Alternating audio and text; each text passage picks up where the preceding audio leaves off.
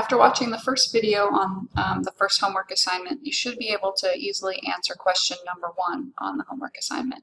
So take a minute right now and answer the questions for question number 1, and it might be a good time to kind of clean up your Excel spreadsheet.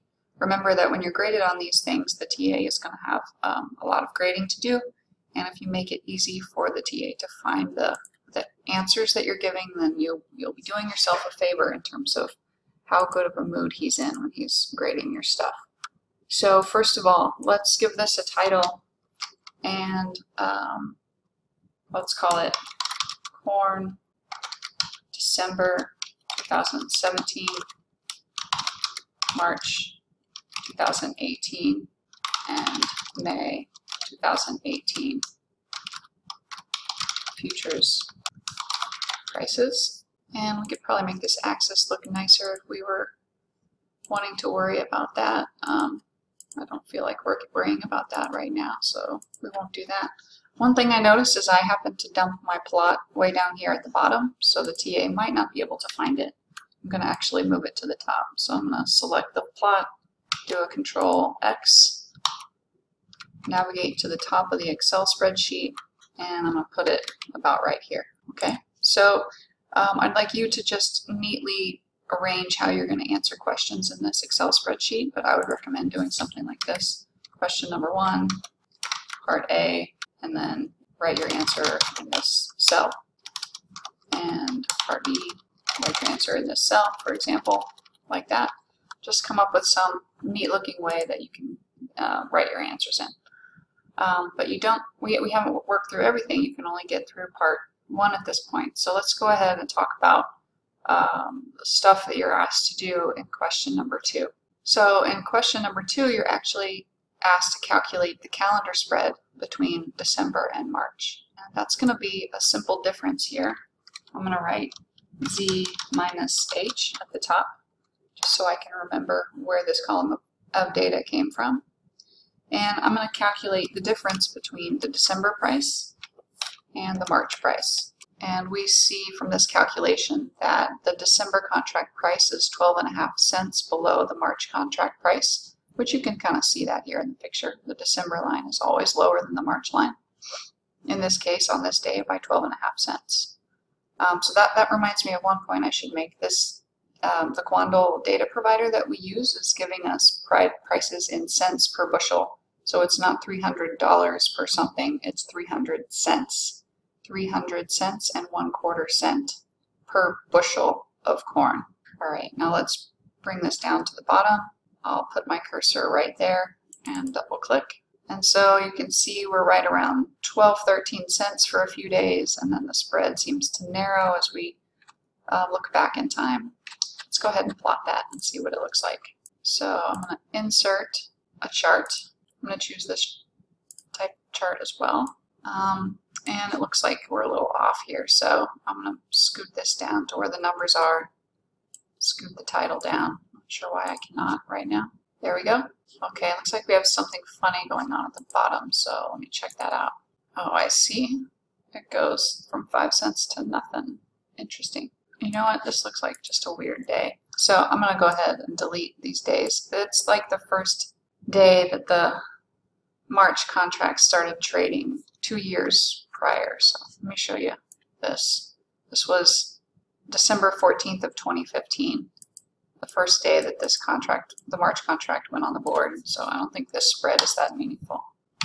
Okay, so that helps a little bit. And let me put this directly below the previous plot, and I'll make it the same size approximately. And I'd like a little bit better x-axis than we got. So if I want to modify what's governing the x-axis, I'm going to highlight this line by clicking on it, and then I'm going to right-click to reveal the menu and go to Format Data Series. Oh, that's not it. Sorry, excuse me. I'm going to go to Select Data, and I'm going to edit this Z minus H column, and I want to put something here in the X values section. And what I want to put are the dates, because I want dates on the x-axis and the spread on the y-axis. Okay, so here is the Z minus H price spread. Sorry, I'm zooming in now to try to fit these two graphs in the same frame. Okay, so The first question that you're supposed to ask yourself on question number 2 for the homework assignment is, which one is easier to forecast, price levels or this calendar spread?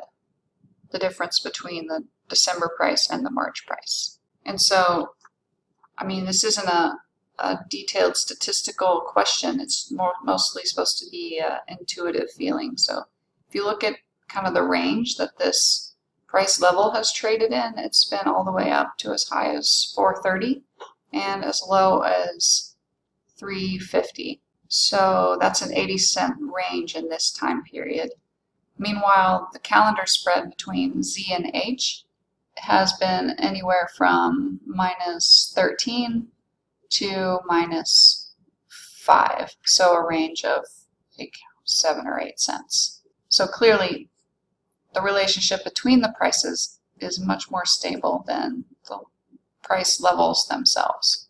And if you think about it, it should make a little bit of sense. The level of these prices will be governed by the basics of supply and demand and whether the market is worrying about a shortage or a surplus. But the difference between those two prices should only be varying when the returns to storage or the required incentive to grain stockholders to store has been changed.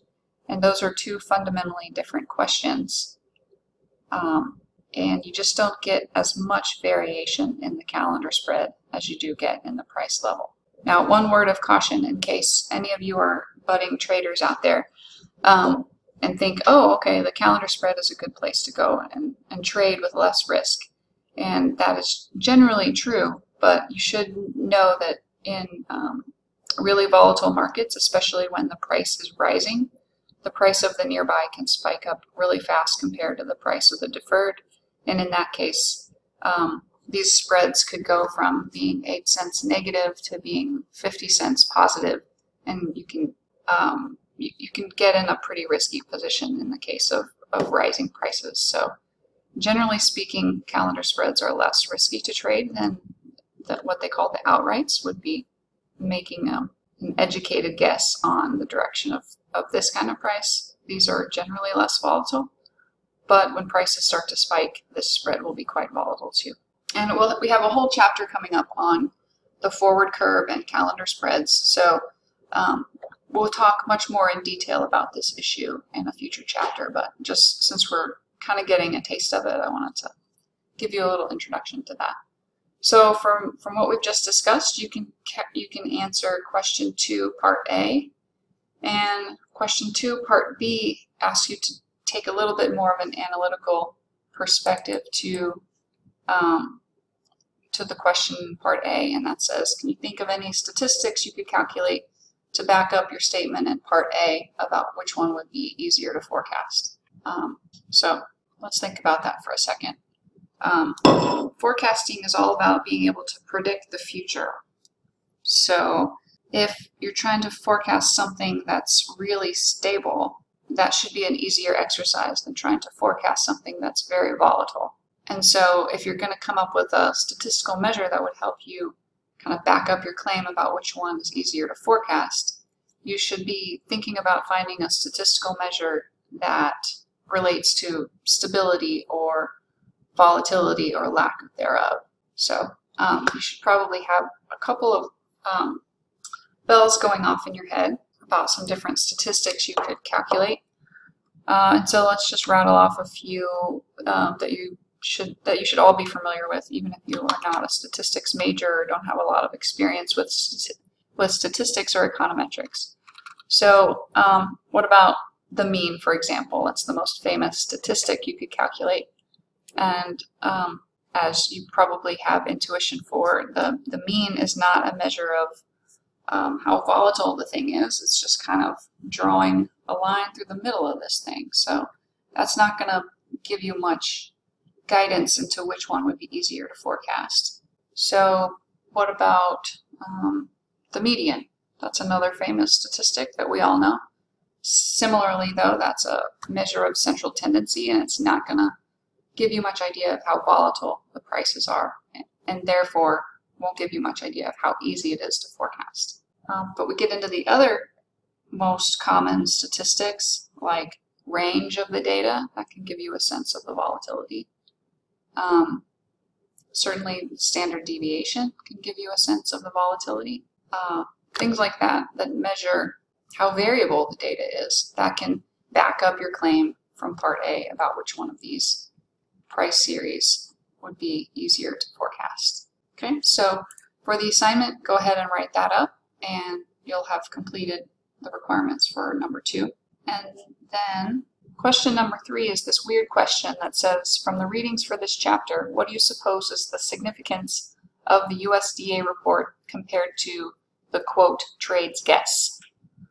And so this question is a little bit of a, it doesn't have a hard and fast answer, but I want us to think through the implications for this. So in Chapter 3, we talked about how important the USDA reports are in conveying public information to the markets, and they can oftentimes have a really strong effect on prices. Report comes out, prices move in a very strong way in response to that.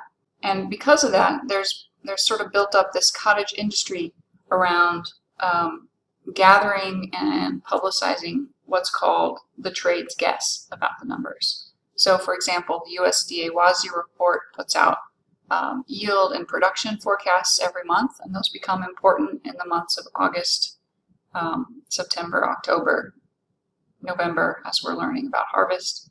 And people are really anticipating what that guess about production is going to be, what the estimate of production is going to be. And in the week prior to the report, you can find all kinds of news agencies and risk management firms putting out blog posts about what the trade's guess is for that number. And some people are interested in hedging ahead of the USDA report. Others are interested in speculating in the face of the USDA report.